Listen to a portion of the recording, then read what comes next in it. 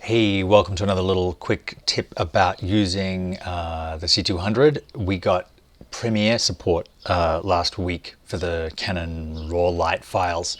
So I wanted to show you how to import the footage into Premiere and how to use the LUTs that work with Resolve with Premiere. So here's my clip from last week. So the LUTs in Premiere are in this color tab up here in Lumetri color. And first one you want to play with is the Alexa default Rec 709. If you hit auto, Premiere will do a pretty good job at pulling a decent image out of your C200 raw footage. Probably a little bit bright, but that's okay. If you want to use custom LUTs, there's kind of a trick to it. You have to go to your Finder, find your Premiere Pro application, right click or control click, and then show package contents. That'll open another folder here. You go into contents, go down to Lumetri, go down to LUTs, into technical, and here you can add whatever custom LUTs you want. I've put the Crimson Engine LUTs in here, and I've added a Z prefix because Premiere goes by, it only expects its own ones to be in here, so it goes by order. So if you put you put a LUT in here and pushes everything else down, if you open another project that uses one of these technical LUTs, it'll find the wrong one. So I found it's best to add them to the bottom. And then when you go back to Premiere and restart, you'll see them here in the technical LUT. You can also put them in the creative section into somewhere here.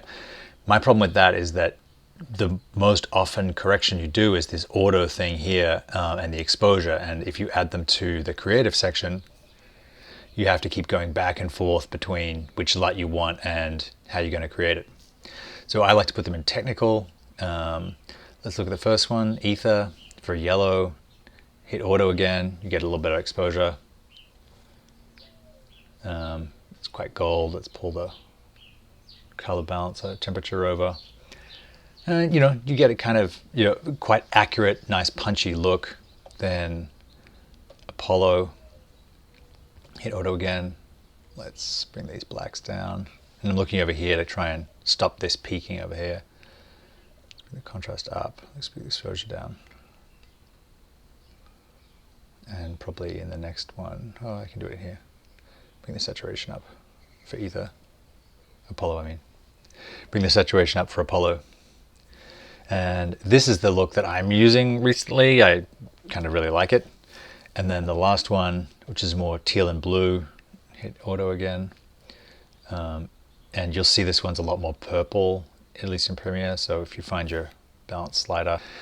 And now you have 3 cool options in Premiere to grade your C200 footage and then edit with, once again, turn this down to 1/8.